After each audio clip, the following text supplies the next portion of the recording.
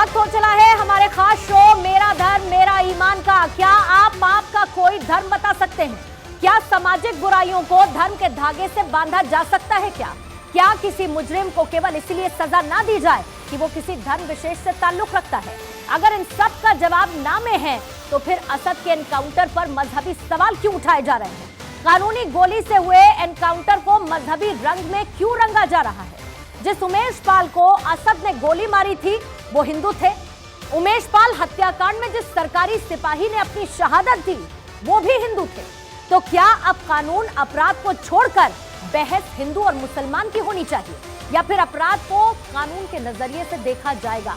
Encounter Jhansi में होता है लेकिन मजहबी रंग की सियासत हैदराबाद से शुरू हुई और अब यही बहस तेज होती जा रही है। इसीलिए आज यही समझने की कोशिश करेंगे मेरा धर्म मेरा ईमान में कि मुठभेड़ में मजहब कौन देख रहा है, मुजरिम में मजहबी एंगल कौन ढूंढ रहा है और क्यों।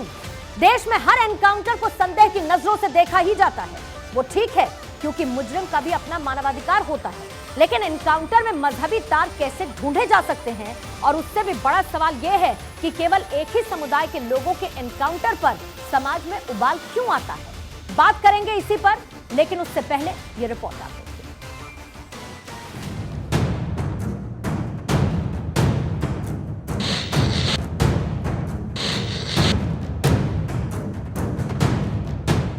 एक एनकाउंटर और इतने सवाल।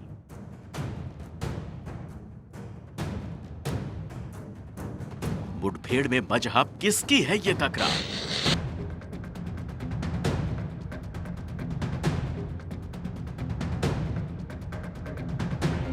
अपराधी में धर्म वाली सियासत किसे नजर आ रही है?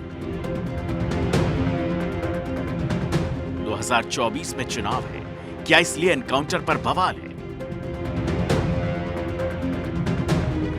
विकास दुबे में मजहब नहीं दिखता तो असद में धर्म क्यों ढूंढा जा रहा है?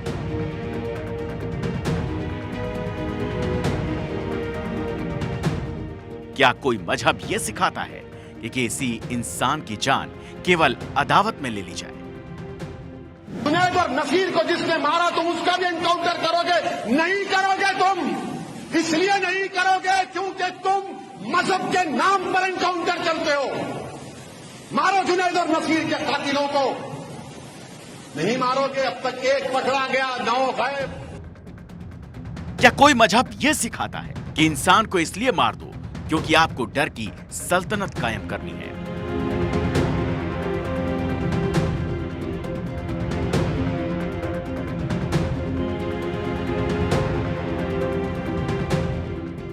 असद के एनकाउंटर में एक मां सही है या फिर भैया और भाईजान सही है, यह तो कानून तय करेगा।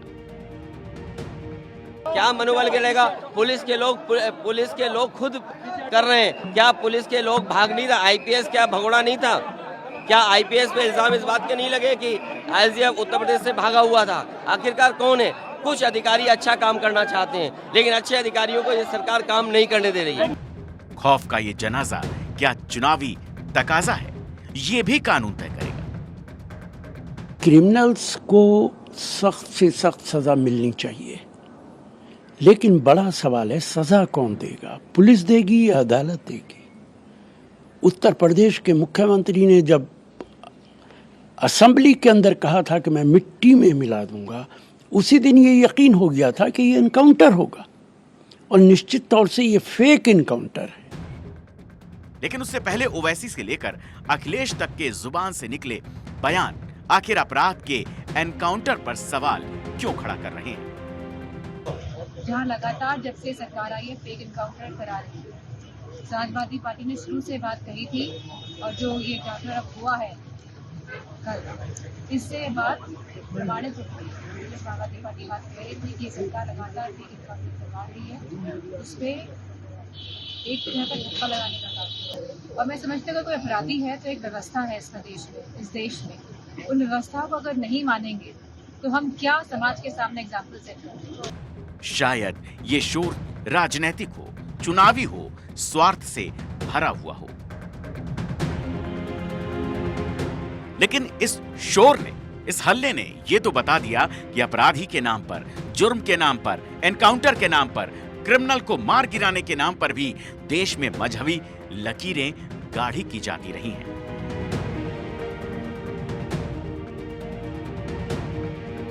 आतंक का कोई मजहब नहीं होता, दहशतगर्दी का कोई रंग नहीं होता, गुंडागर्दी का कोई धर्म ईमान नहीं होता।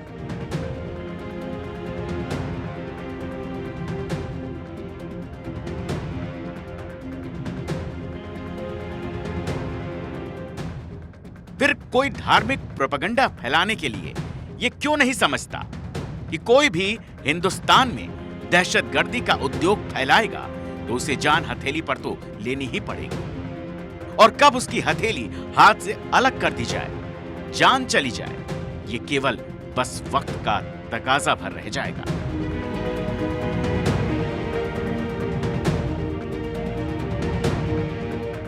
जब मारने वाले की गोली ने सामने वाले के मजहब को न देखा हो, न जाना हो, न माना हो, तो फिर कानून की नजर में तो सब समान है।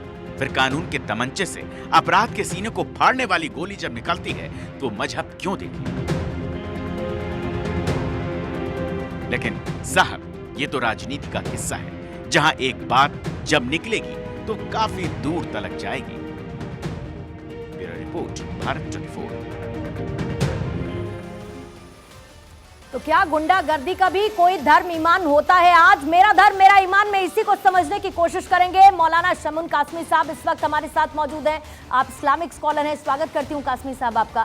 आचार्य वेद मूर्ति जी, आप धर्म गुरु हैं, इस वक्त हमारे साथ स्टूडियो में मौजूद हैं। आचार्य जी, आपका भी स्वागत करती हूँ, और कासमी साहब आप ही के साथ शुरुआत करती हूँ क्योंकि रिपोर्ट आपने देख ली होगी। मैं बस इतना समझना चाहती हूँ कि अगर कोई क्रिमिनल मार गिराया जाता है, उसकी दहशतगर्दी के बाद जो सालों साल तक चली, क्या उसके एनकाउंटर के बाद भी मजहबी लकीरों को गाढ़ा किया जाएगा, जैसे इस बार धर्म के एंगल से इस एनकाउंटर में भी तलाशा जा रहा है? देखिए पूर्णिमा जी, आपने मेरा धर्म मेरे ईमान की बात कही।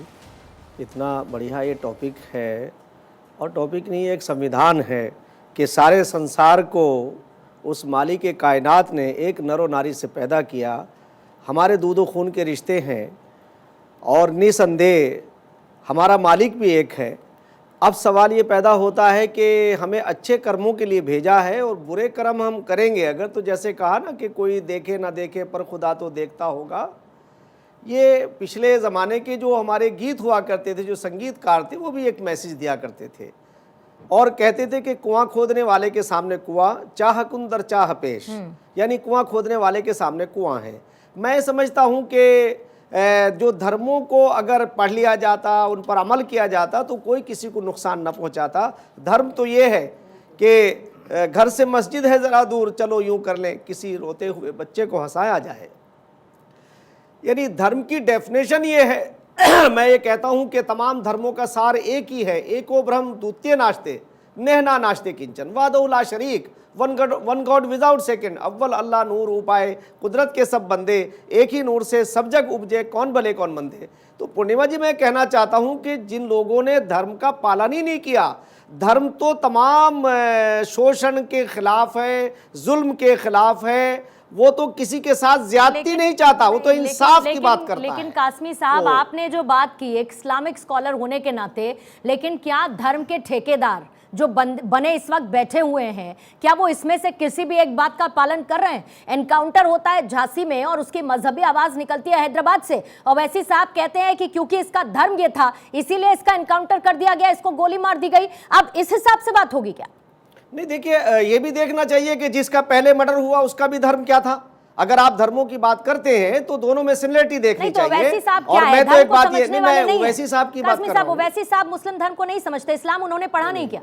या वो नहीं, मैं इसलिए समझने की कोशिश कर रही हूँ कि ये एक ओवैसी नहीं है, ऐसे न जाने कितने ओवैसी हैं जो इसी एक सुर में बात करते हैं, और ऐसा पहली बार नहीं है कि ऐसा कुछ हुआ हो। आप याद कर लीजिए महबूबा मुफ्ती को, जब जब जब पत्थरबाजी होती है तो वो कहती हैं कि ये मासूम है, भटके हुए हैं, ये बच्चे हैं, बिगड़ गए हैं, अपने रास्ते से भटक गए हैं, इनको वापस लाना चाहिए। वो पत्थरबाजी करते हैं, वो घाटी में अमन शांति को बर्बाद करते हैं पूरी तरीके से। तो ऐसे एक ओवैसी नहीं है, ऐसे उसी धर्म से ताल्लुक रखने वाले न जाने कितने ओवैसी, कितनी महबूबा मुफ्ती हैं जो इसी तरीके की बात करती हैं, बरगलाते हैं लोगों को।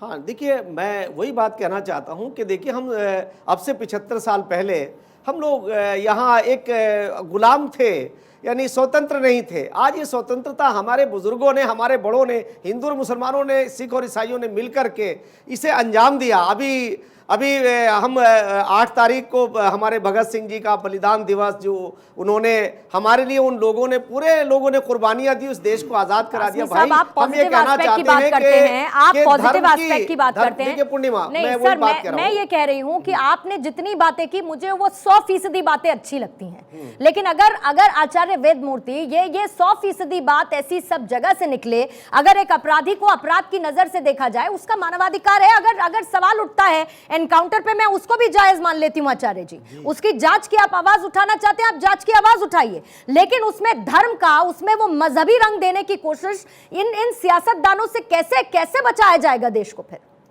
देखिए पूर्णिमा जी, सर्वप्रथम भारत 24 के सभी दर्शकों को आज 2 महापुरुषों का जन्मोत्सव है, भारत रत्न भीमराव अंबेडकर जी का और पूरे विश्व को जिसने शून्य दिया आर्यभट्ट जी का। तो सबको बहुत बहुत शुभकामनाएं और बधाई। विशेष करके जो बात हो रही है, देखिए अपराधी का ना कोई मजहब होता है, ना कोई संप्रदाय होती है और ना कोई जात होती है। अपराधी सिर्फ अपराधी होता है। लेकिन ये राजनीतिक लोग जो हैं, अपनी रोटी सेकने के लिए, आप अतीक अहमद का आतंक को मैं देखा हूँ। मैं प्रयागराज नैनी अरैल में ही पढ़ाई किया हूँ, वहाँ गुरुकुल है महर्षि महेश योगी। उसका इतना आतंक आज नहीं 40 वर्षों से था।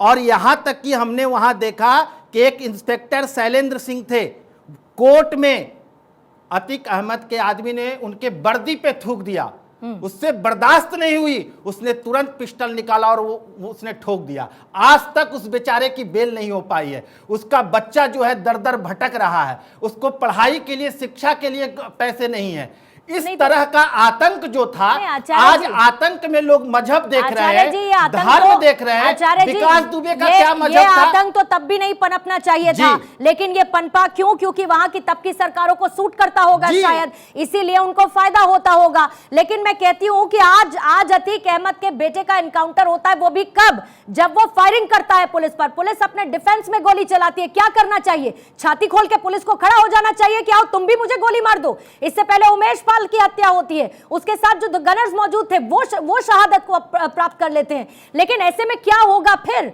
जब अब भी इस तरीके की बातें होंगी? और ये तो मैं सिर्फ वैसी तो इसमें धर्म का एंगल देख रहे हैं, बाकी आप देख लीजिए लाइन से खड़े हैं ये कहने के लिए कि ये तो फेक एनकाउंटर है, तो जांच की मांग कीजिए। धर्म का एंगल क्यों तलाशते हैं उसमें? देखिए, देश के में कुछ मुट्ठी भर लोग हैं जो इस तरह के अपराधी को सपोर्ट कर रहे हैं। ये मुट्ठी भर लोग, काश्मीर साहब, ये मुट्ठी भर लोग क्या देश को पूरी तरीके से बर्बाद नहीं कर रहे हैं?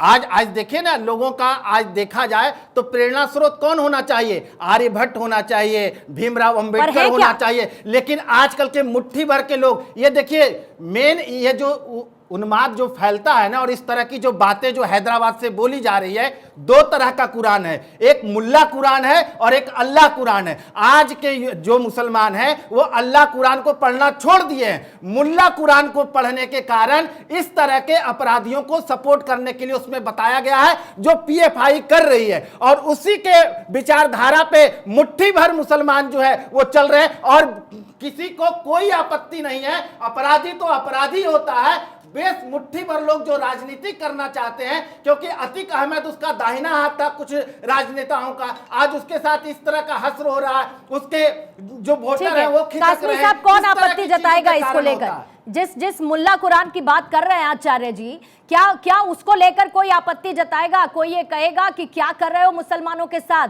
जहां पर हम विकास की राह पर आगे बढ़ना चाहते हैं, जहां पर हम सबको साथ लेकर चलने की बात करते हैं, देवबंद है, सारे जगह यही मुल्ला कुरान पढ़ाया जा रहा है। एक्चुअल में जो कुरान है वो इस तरह की चीजों को नहीं सिखाता, वो भाईचारा सिखाता है। एकम सद विप्रा बहुधा वदंती, हमारे भी कहते हैं, इनके भी कहते हैं कि जो विद्वान है उसको अनेक तरह के करते हैं, लेकिन धर्म तो शांति सिखाता है। धर्म जो है जी यही है कासमी जी, यही होगा। कोई रोकेगा नहीं, कोई बताएगा नहीं। यही जो मुल्ला कुरान बता रहे आचार्य वेद मूर्ति, इसी पर चलेगा क्या आज इस्लाम? मैं देखिए, मैं उदाहरण भी दूंगा इस चीज का। आप अग्री करते हैं आचार्य वेद मूर्ति से? आचार्य जी बिल्कुल। देखिए, कुछ बातें मैं आपको बता दूं जो बात कही। देखिए, अगर कोई आदमी ये कहता है कि आप उसमें धर्म तलाशिए।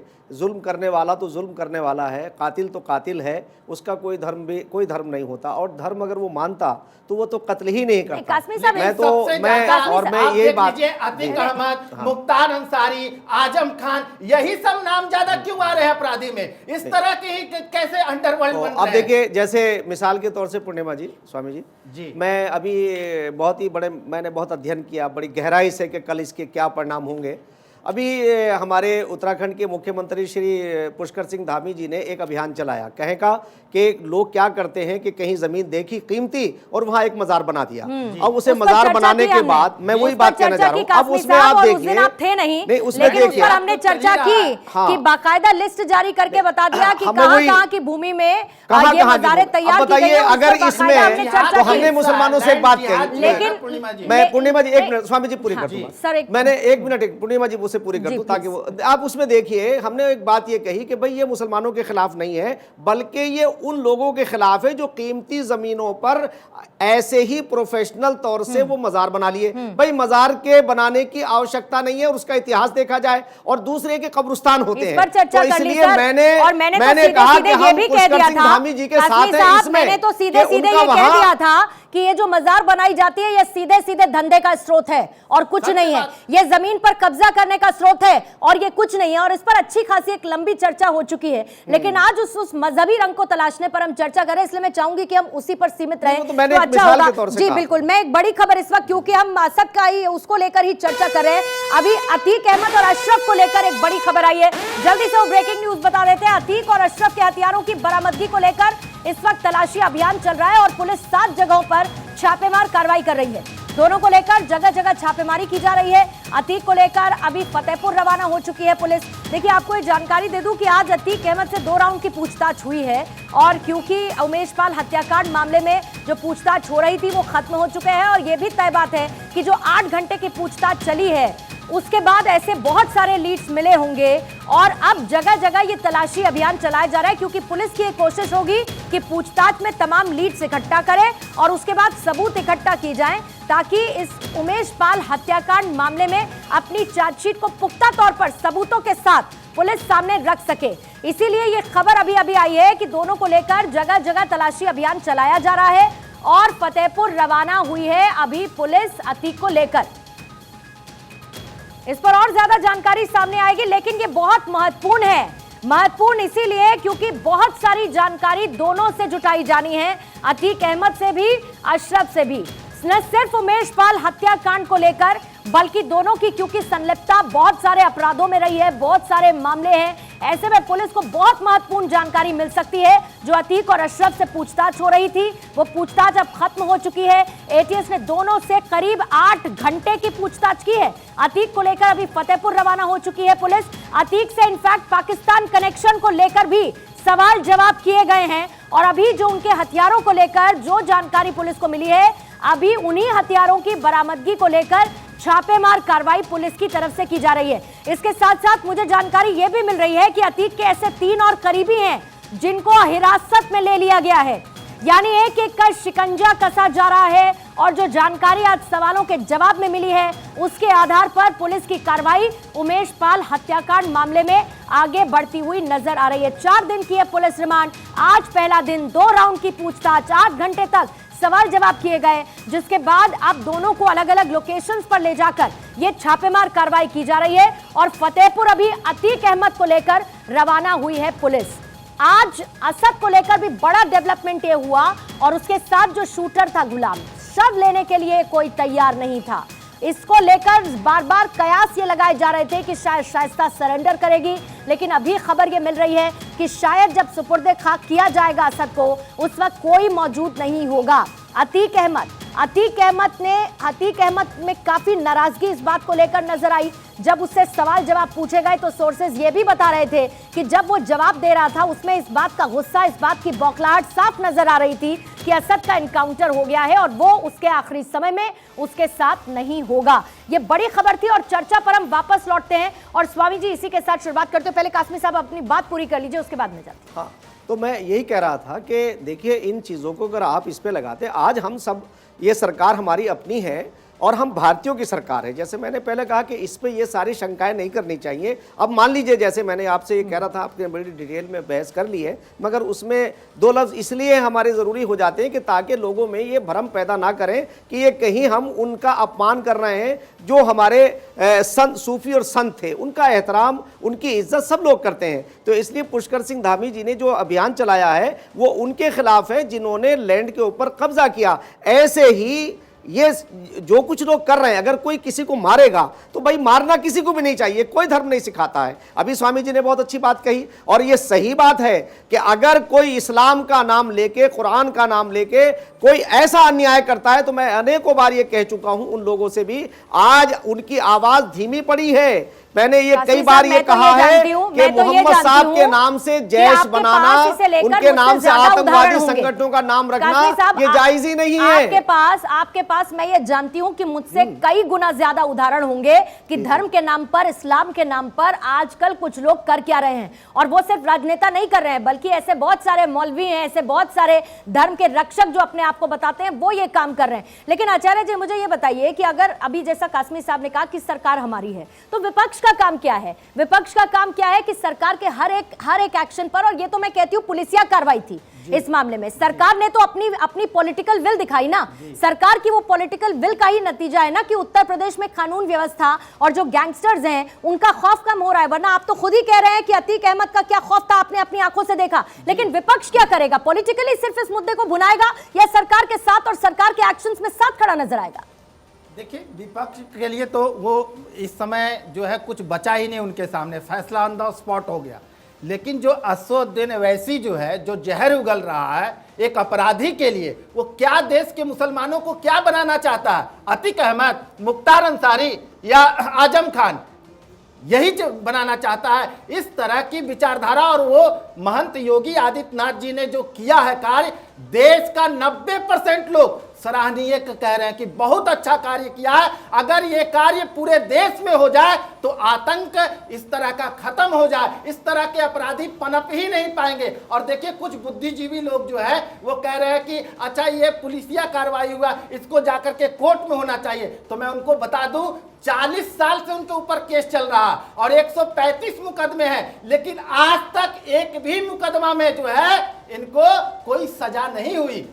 आज योगी आदित्यनाथ जी की क्षमता और पूरी ताकत के साथ अपराधियों को खत्म करने के लिए जो संकल्प लिया, वो दृढ़ संकल्प जो है, आज देखिए उसके ऊपर सारा अपराध साबित हो रहा है। और उसको जो है, आचार्य जी, मेरे पास थोड़ा सा कम समय बचा है अंतिम का, लेकिन कासमी साहब ओवैसी जैसे लोगों को कासमी क्या कहना चाहेंगे जो धर्म का एंगल ढूंढते हैं इस तरीके के अपराधियों को लेकर, जो इस तरीके का जहर उगलते हैं, जो इस्लाम के नाम पर एक समुदाय को भड़काने की, बहकाने की, उनका ब्रेन वॉश करने की कोशिश करते हैं? कासमी क्या कहेंगे उस जैसे ओवैसी को? नहीं, मैं तो ओवैसी के साथ साथ तमाम पॉलिटिकल पार्टियों से ये निवेदन करना चाहता हूँ कि आप अपराधियों को प्रोत्साहन क्यों देते हैं? ताकि वो बड़े खूनखार अपराधी बन जाएं और फिर लोगों का मर्डर करें, लोग दहशत में रहें। आप ऐसे लोगों को कोई भी प्रोत्साहन मत दीजिए। हर पार्टी से निवेदन है हमारी कि आप ऐसे दुर्दांत लोगों को, जो लोगों का जीना मुहाल करते हो, लोगों की जिंदगी बेकार कर देते हो, उनकी मालो जान की भी खतरे में पड़ जाती हो, ऐसे लोगों को आप टिकट मत दीजिए, उन्हें नेता मत बनाइए। हमने अन्ना मूवमेंट के अंदर यही बात अन्ना हजारे जी कहते थे। आज यहाँ का जो यहाँ का मुखिया है, आज वो भागा फिर रहा है और अपनी चीजों को बता नहीं पा रहा है। यही इसी चीज के लिए हमने आंदोलन शुरू किया था कि भाई एक ऐसी सफाई होनी चाहिए राजनीतिक पार्टियों में। अगर अतीक अहमद या अन्य जितने भी लोग हैं, अगर इन लोगों को प्रोत्साहन पॉलिटिकली ना मिलता तो ये इतने बड़े अपराधी नहीं बनते और आज ये हालात नहीं बनते। आज हिंदू मुसलमानों में झगड़े नहीं होते। क्रिमिनल के एनकाउंटर के बाद उन्हीं राजनीतिज्ञों से जो बात निकलकर सामने आ रही है, और जाहिर बात है बहस शुरू हुई है, बात राजनीति की है तो दूर तलक भी जाएगी। और ये होता हुआ हम फिर भी देखेंगे कि ऐसी भाषा ओवैसी और ओवैसी जैसे लोग फिर से बोलते हुए नजर आएंगे, फिर चाहे वो अपराध को खत्म करने की कोशिश के लिए ही क्यों ना किया जा रहा काम हो। बहुत बहुत शुक्रिया आप दोनों मेहमानों का इस चर्चा में हमारे साथ शामिल होने के लिए।